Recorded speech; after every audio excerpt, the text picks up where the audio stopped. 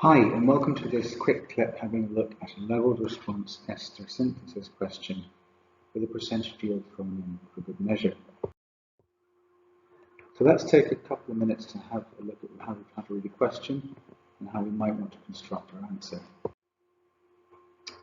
So let's look at the question in turn. Does in your answer include the mass of 2-methylpropanol required, reagents, conditions, and equations were appropriate?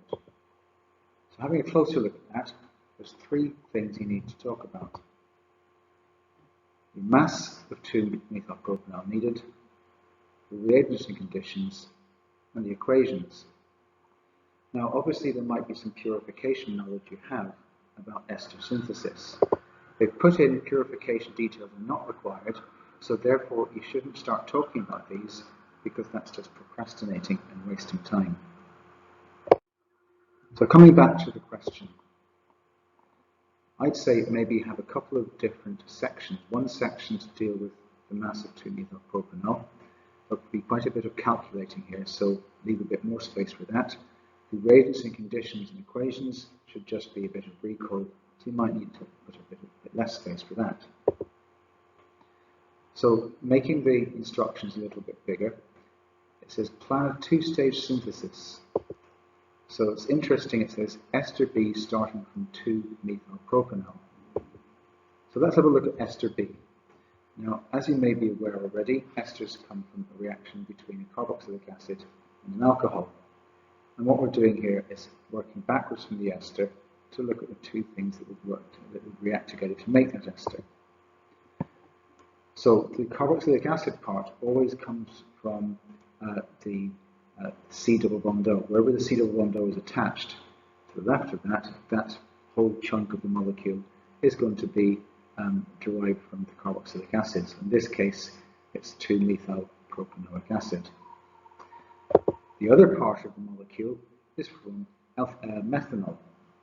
So let's leave the methanol for now, but focus on the fact that the carboxylic acid that we've just identified as a precursor molecule can also be made by oxidizing 2-methylpropanol. So there's your two-step process. You need to oxidize 2-methylpropanol to make the 2-methylpropanoic acid, which can then go on to esterify with CH3OH to make ester B. So our starting point perhaps might even be the reagents and conditions, and then we can come back to the mass calculation a bit later. So the first equation is the aldehyde reacting with an O in square brackets. That's going to be obviously from an oxidizing agent.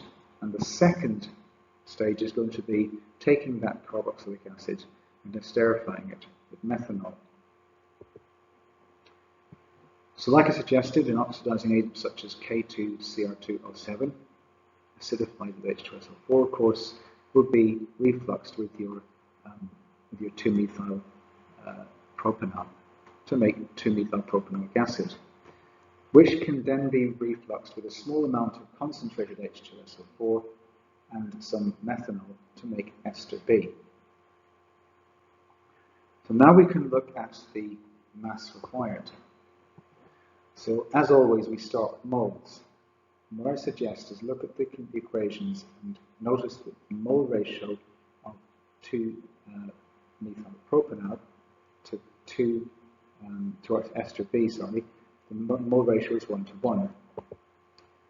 So looking at the number of moles of our ester in 12.75 grams, because that's the amount you have to make, we calculate that its MR is 102.0, so dividing the grams by the molar mass gives us 0.125 moles. The next thing to do is to look at the number of moles of 2-methylpropanol needed, assuming a 40% yield. So you need to scale up your 0.125 moles accordingly. So to do that, you take the percentage calculation, which is normally 40 over 100, and turn it over, inverse it. So 0.125 times 100 over 40 scales up to 0.3125 moles. So we're nearly there. The next thing to do is to work out the mass of 2-methylpropanol that represents. So seeing that the molar mass of 2-methylpropanol is is 72 grams per mole. We simply multiply that by 0.3125, and that gets us 22.5 grams. Okay, thanks for listening. Hopefully this has been a useful look at how to approach this type of question, and in what order perhaps you might want to process it. See you soon.